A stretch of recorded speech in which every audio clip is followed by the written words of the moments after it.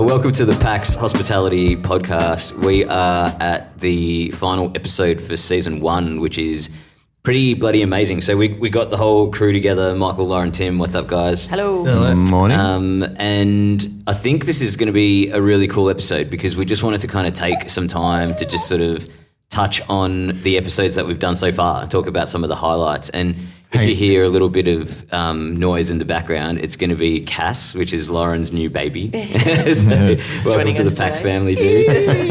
But he is very chill right now, I got to say. He's just hanging on you. Yeah. He's been listening to the dulcet tones of Leon's voice in utero for the last You know what? Like, there's something to be said for that. Every one of our 3 kids would just fall asleep instantly. I would just carry them and I'd just be on the phone. Yeah. And they would go to sleep in like Talking minutes. people to sleep, Leon. No change. Should be my new purpose statement. So look, I think in this episode it's going to be a little bit of a review. We're just going to talk about some of our favourite moments, which is awesome. Also, I want to do a quick shout out to Michaela, who emailed us from Copenhagen.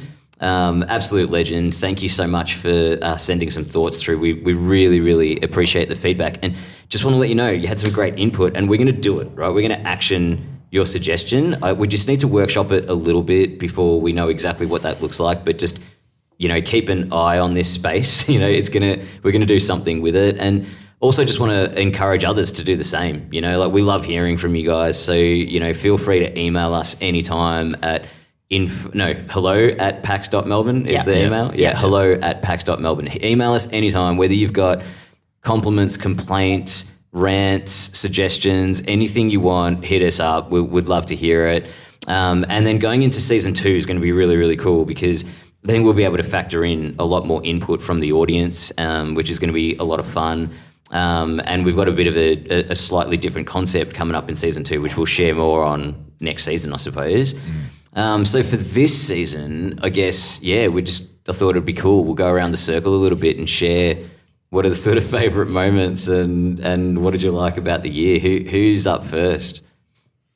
I can go first. What do you got, Timmy? I'll go first because episode 1 was kind of one of my favourites, I think.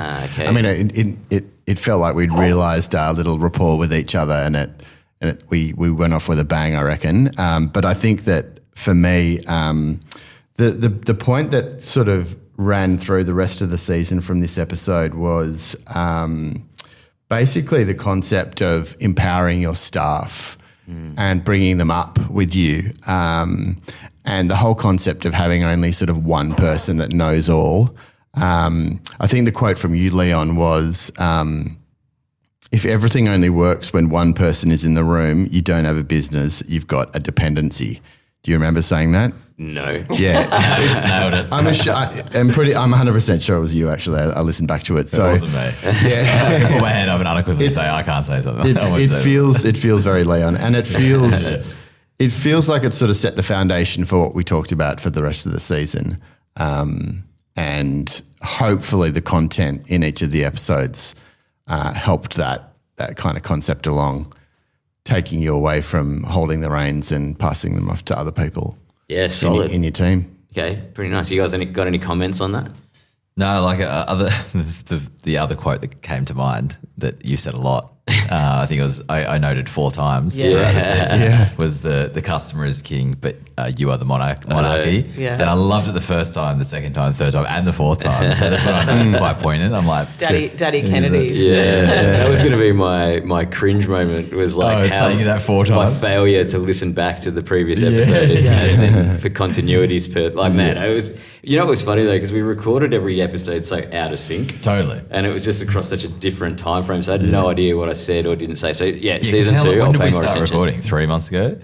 Something like that, yeah. And so some of those episodes recorded 3 months ago only got released last week. Yeah. And then we were just Totally. it felt like a bit of whirlpool listening back to it. So I was like, oh my God, that was ages ago. Also in the vortex of just like properly launching PAX. Yeah. Right? Yeah, like, exactly. In that 3 months, Yeah. it has felt like a decade. Yeah. Yeah. Like it's been awesome because it's felt like I don't remember what my life was like before this, but yeah, it's just so funny that like that whole journey of like, what the hell did we even say? And then it's like you're going straight into another episode and probably just saying the same shit again.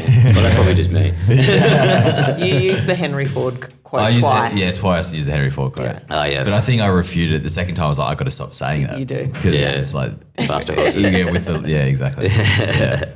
All right, nice. You got another one for us, Timmy? Sure, I can jump straight. It was yours, Lauren, the reservations episode, actually. Well, That was on there. Saucy app. And I think that I think the message that I took from that was the one percenters. It was a bit of a one percenter way of going about improving reservations process and all the bits that are sort of the sisters and cousins of that, and kind of letting your platforms, your Googles, your booking platforms, kind of rolling with what they've got in front of you, and using all their features and questions and functionality to get them to look after you just as much. Yeah, good. Yeah. Yeah, like you've got it right there. Optimize it before you.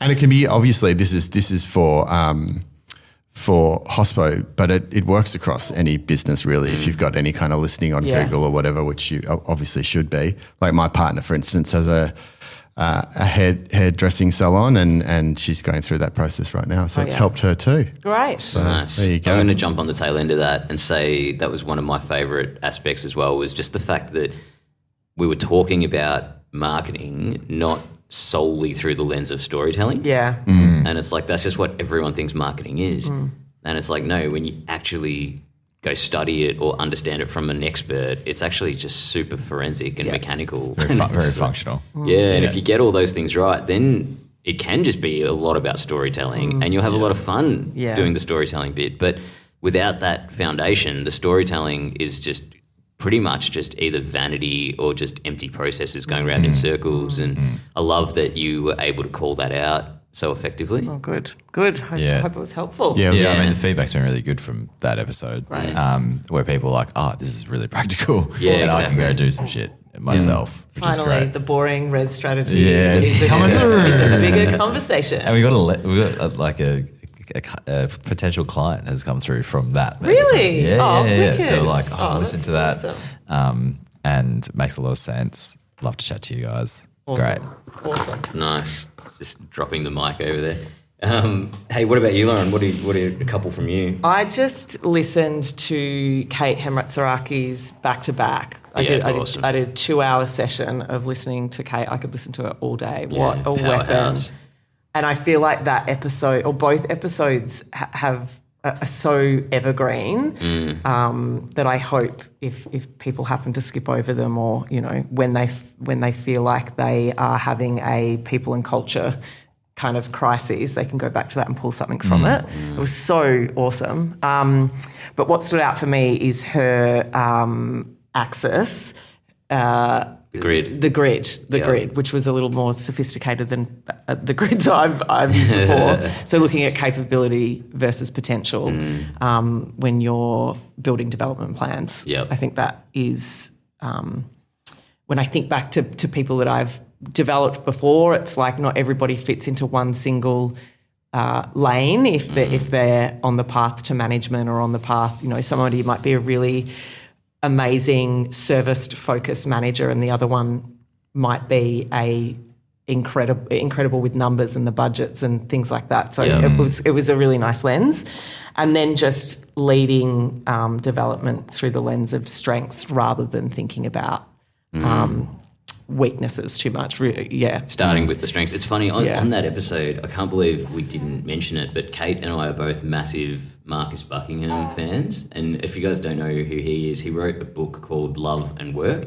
He actually, unless I'm mistaken, I'm pretty sure he created the Gallup strengths as well. Oh, wow. Right. Yeah, he's a weapon. He's a stats guy. And what I like about it, he's one of those few guys on the circuit who's actually like a stats guy. Right? So it's just like, well, I did the research, here's what the stats say. Yeah. And the love and work stuff is great because that's exactly what he talks about. He goes, it's not about working out where you've got weaknesses and then developing those. It's about working out where you've got strengths and leaning into them and then building teams around you that that balance out the individuals. You know, it's like if I'm weak in this particular area, get someone on your team who's strong in that area. Yeah. And then it works really well. Yeah. So that was really cool.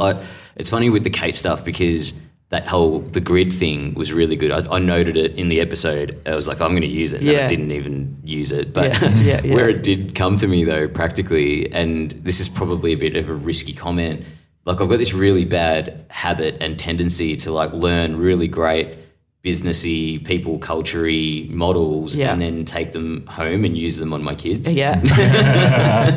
I mean, Nevi's a genius, so it's working. Yeah, so like I find like and that was grid one was a good one. Yeah. You know, like so where it came up for me was pretty sure we did the recording pretty early in the week. And the end of my week every week is like my Friday mornings are great because it's like Ali goes and teaches yoga. Yeah. And it's like I get the kids ready and we go to school and it's kind of like one of our few moments that we have in the week to sort of hang out together. And it's been really cool watching like the kids. I try to push them to do chores in the morning. You know, it's like, all right, cool, get your breakfast done. And then Nevi, you unpack the dishwasher van, you take the bins out kind of thing. And that obviously never goes well, you know, but when you think about it from the capability versus potential, all of that frustration that you feel as a parent to be like, come hurry the fuck up, let's go, we got to get out. That just subsides. And you're kind of like, I don't know, this is a journey, right? Yeah, and let's think about the grid. Anyway, parenting tip while we've got a kid in the room. Should we start a parenting podcast? Absolutely not. Slippery slope. I think the other thing I loved about Kate's episodes was I just think of young people in hospitality looking for a pathway that may not be on the floor or in the kitchen. Like look at what Kate's built in the people and experience space in hospitality. Like what a legend. Yeah, it's pretty amazing. She's just a ball of energy, like so confident and capable, and it comes across so well. Yeah, and really positive. Best guest. A really great positive lens on people and culture and people and experience, and that 10 years ago may not have. Totally. Yeah. Oh, we'll get her back for season 2, that's for sure. Was that 2 from you? It was a big one, so maybe you go, Michael. Yeah. Mine was from, I've got a couple, but one from Rob's episode, so focusing on products. So was that ep 2? Nah. No, later. It was like 5. 4, I think, 4-ish. So specifically out of that, talking about opening a venue, and Rob sort of talking about a lot of younger people trying to open a venue too early and it being okay to wait, and having that advice that you need to go through it a few times and experience lots of different things in hospitality before you take the plunge, and don't rush into it. Why did that speak to you so much? Because I didn't do that. Wait, what do you mean you didn't do that? I didn't wait. You worked for ages for people. I was 24. Yeah, but you've done, I mean, you're just an old man at heart. I know, right? but still, I was too young. I was way too young. You mean specifically open a venue with someone? Okay, let me throw something at you though. I had this conversation with someone a couple of years ago and it's always stuck with me, right? Yeah. And it's the fact that he basically, what we said, right, was that everyone has 2 ages. You've got your physical age. Sure. But then you've also got your business age. Okay, and They're the only 2 ages? Yeah. Do we have 3? That was it. Nah, what's the third? Physical. That's your physical. I said physical. No, but actually like my capability to like fitness. Oh yeah, your actual age, your physical age, and your business age. Yeah, that's too complicated, right? Okay. This conversation was just about business. I was going to try and weave in some running into this conversation. But think about it, right? So you've got like, you know, there's people in business that could be 50 physically, but their business age is like 12. Sure. Right? And there's people that are like Nevi, like who's 10, but his business age is freaking 40. 65. It's ridiculous. You know, so it's. I feel like you at the age of 19 probably had the business age of a 30-year-old. Maybe, I don't know. I think you did. I mean, I literally said... Cass doesn't agree, but... No. In a busy service, seconds count. Square's point of sale is there to streamline your operations, from order flowing from the front of house to the back of house to tableside payments with Square handheld. It's tech your staff will love to use and tech they won't need to fiddle with, so they can focus on the best service. Head to squareup.com because service still matters. I literally had a friend the other day talk about, and I don't remember saying this to him.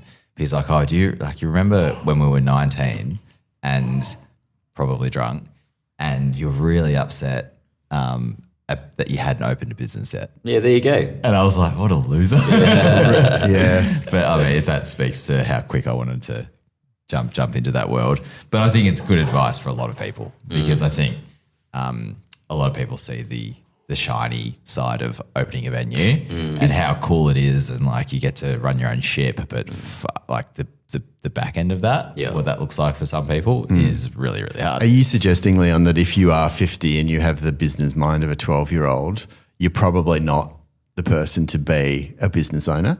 No, not at all. Is it just that you've not gone through the... No, go do the learning. Yeah.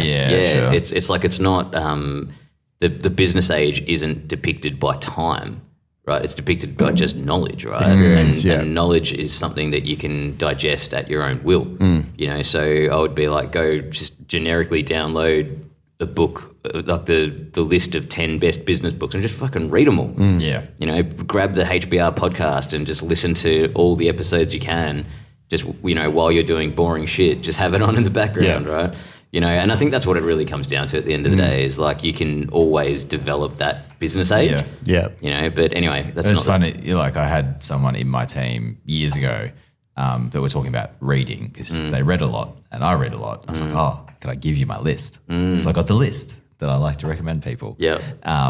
And I gave it to them and they literally gave me flack for it because like, "Oh, it's a bit self-helpy, isn't it?" And I went through it and I was like, "Well, isn't that what we're all trying to do? Is get better?" Yeah. And there was like maybe one that could be in that world, and the rest was like business orientated and philosophical and all sorts of stuff. And there's the classic like, I want to get better, but it's not me; it's knowledge that needs to get into my brain. I don't have to get better. It's like, hang on. Do you know the outlier book on my list that I send people? Yeah. That it's such an outlier that I have to put in brackets next to it, not a joke. Wait. You could probably snipe It's it. it's the art of the deal or something like that. No, I'm that would be joking. very I'm expected. joking. It's very expected. Wait, what is that book? It's The art of the Trump's piece of shit. Oh, there you go. That was Yeah, given no, to me as a go. joke Christmas Okay. present. Good joke. What is it? Nah, let me get it. Jurassic Park. Oh my god. Bro, best book. I'm serious. You should totally read it. It has Is got it some of the Michael most- Crichton or something? Yeah. Yeah. And it's deep ass philosophy in that. Really? I think Yeah, I have read deep, it man. actually. It's so good, right? Yeah. There's a lot of amazing business lessons in that book, but just life lessons. It's It's got dinosaurs. yeah. All right, what's your second one? My second one was Kate's episode. So Bradford. Kate Bradford's. And just her, and obviously she spoke about it in the episode, but I've witnessed it firsthand for the last, 10 months since we've been working together, just around the simplicity of her reporting structure through forecasting and the idea that like really boiling it down to reviewing weekly, reconciling monthly, and then forecasting annually. And it can be as simple as that for some people, because I think a lot of people look at finances in business or financial reporting and freak out a bit. Yeah. And like even for myself, like coming through business ownership quite young, never having any exposure to that in my previous jobs, and then just being given a P&L and being like, good luck. Good luck, Like, yeah. fuck, what does this mean? Yeah.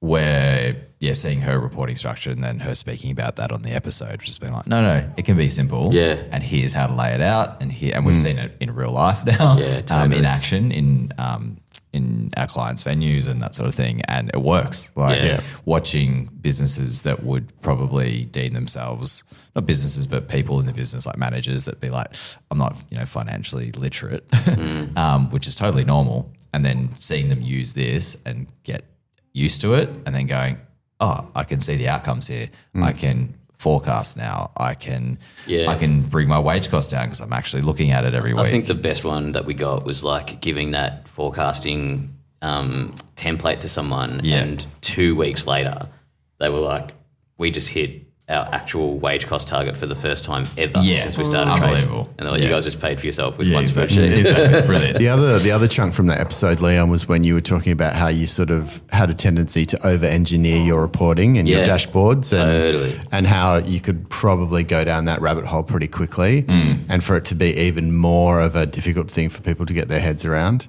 Yeah. So I think simplicity here is probably accuracy, and simplicity here is Yeah. probably the most important bit. It's funny how, like, that's what I loved about listening to Kate talk about it, because she's just got so much wisdom Yeah. about this stuff. And it's like, I think about it with like chefs and like, you know, that whole young chef, it's just like putting all these elements on the plate. Yeah. And it's that Restraint. Yeah, to make a dish perfect, it's about what you take away. Take away. Yeah. And I've kind of got those vibes Yeah. a lot out of Kate's episode. Yeah. I've worked That's a good with one. Kate for over 10 years and like that's just the baseline for the architecture that she's implemented in businesses that I've worked with, and the what that does to the teams in terms of their development is insane. Yeah. Like these you could start as a waiter and leave as a manager, but what you leave with after understanding that financial reporting structure is so impressive. Yeah, it's pretty amazing. Well, it's a good segue. One of the things that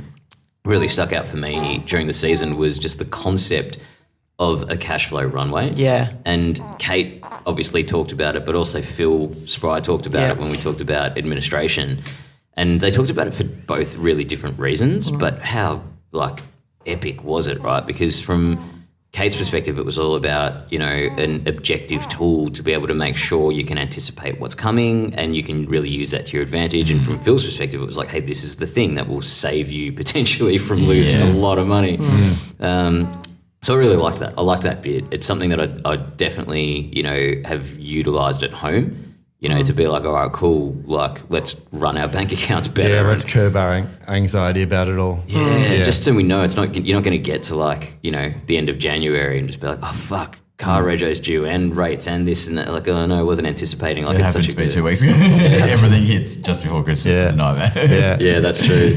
I thought that was really good. I thought another thing that I really enjoyed about the season was going into Joseph's episode from Rumi when we talked about mission, and we talked about what I really liked though was the line that he talked about how it makes, like, getting that stuff on paper has been amazing for the team, but it's also been just as amazing for him because it keeps him accountable now. Right. You know, and it's so often that you hear that, you know, from a founder where it's like, man, they're a little bit in orbit and it's like, where am I meant to be? And I'm wearing all the hats, and suddenly it's like, I know, okay, you just have to wear this hat now. You know, and when you talk about the business, these are the things you should be talking about. And it's not hard. It's not scripted. It's just like, oh, just go back to the things that, you know, I know so well that have given me the passion to do what I'm doing. I thought that was a really cool line.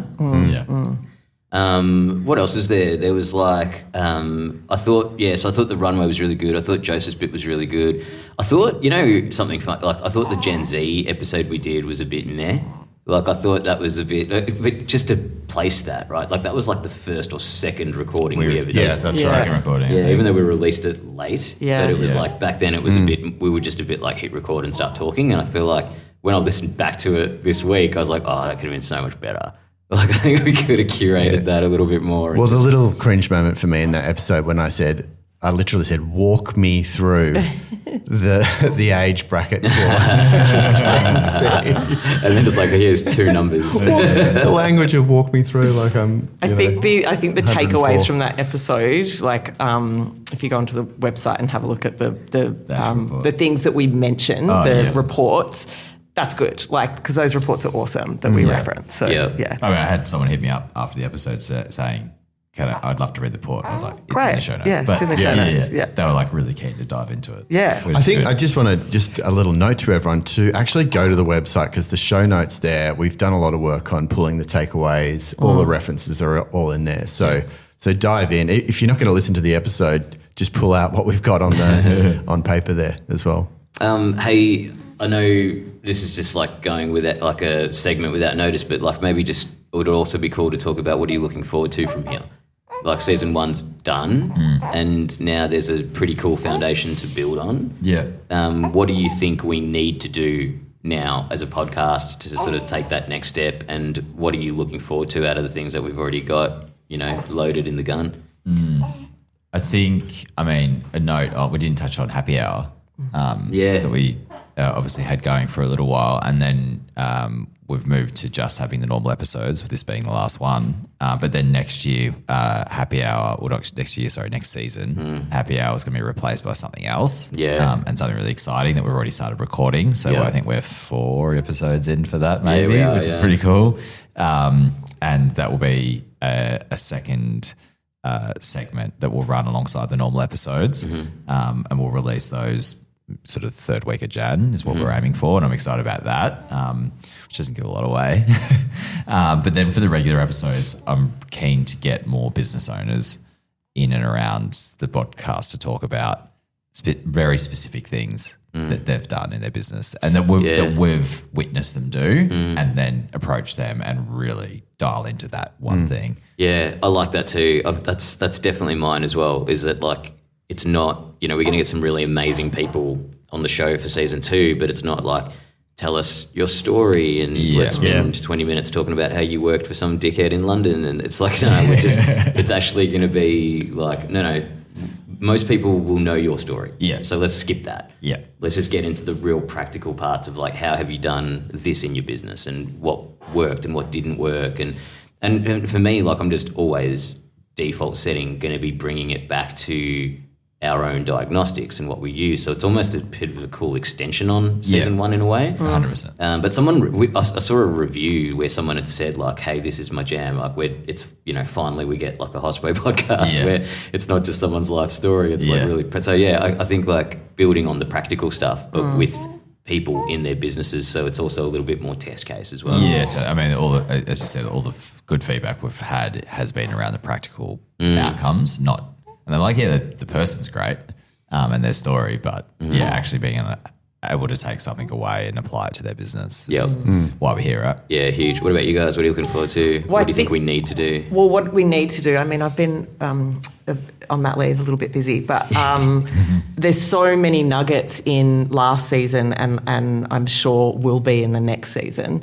I'd love to try and make that really easy for people to find, just connecting the dots between what's my problem and what's the episode that I should listen to that could help me. Good shout.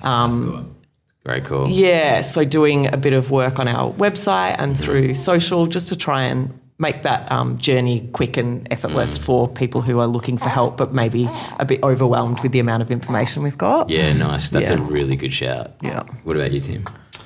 I think we've got a great solution for the actual production side of things, which I'm excited about selfishly on my end. But I think it's just like we've found our rapport with the sort of 4 hosts. I think that's been really good. We've gathered a lot of information on how people respond to that as well, and we can kind of lean into that a little bit more where we feel like it's right. And I think it's just connecting with our audience some more will be really good in season 2, and maybe we'll do some live stuff potentially as well towards the end of the season. That'll be fun. And as Michaela has suggested, we introduce ourselves, the PAX team, a little bit more efficiently, I suppose. Yeah. Sweet. I think for me, I'm definitely looking forward to stepping up what we're doing in terms of like just adding a bit more structure to it, like going like recording in a studio and getting like a video element, things like that's going to be really cool. Yeah. I'm with you on like the social side. I feel like we really need to step up our socials, which we're doing. It's just, we've just been so busy. It's just hard. But I think once we start to connect those dots, it's going to be really, really good. And I think the other thing is just like, it's season 1 has just been so experimental. This has been so like, well, this is kind of like we've stayed tethered to the framework, which has been like a saving grace, because I think if we didn't have that, I don't think I could trust myself to keep it coherent. It would have just gone off in like so many different directions. Where we're like, I had this idea, we should interview this person and do this, and I think that was really lucky. So now that we've got that, I'm looking forward to building on that. Hey, do you want to like sort of sort of close us out with Yeah. like thanking anyone who's kind of helped us along the way with this first Absolutely. season. Well, our guests to start with, so Philip Spry, Joseph Abud, Rob Liebekens, Kate Bradford, Kate Hemetsaraki. Thanks for your generosity and time. It's been wonderful to have you. Thanks to all our PAX clients as well this year. Hopefully they've got something out of the podcast as well. Thanks to Charlie and Caesar at Crate Creative for helping on the production side. Thanks to Square and especially to the Broody team for having us in their space. It's been really awesome, and their support as well. So hopefully I haven't forgotten anyone. I think the number one person or people to thank is just the listeners. Of course. So thanks to everyone who's supported us in this. Thanks to everyone who's shared this on their socials or, really emphatically told other people to listen to it. Yeah. It's been amazing to me how many people have hit me up that I haven't heard from in such a long time that have been like, oh man, one of my really good friends like sent me your podcast and was like, you have to listen to this. So just massive props and massive thanks to everyone who's supported us by listening and just by sharing. Like that's the best thing that you can do right now while we're trying to get it off the ground. So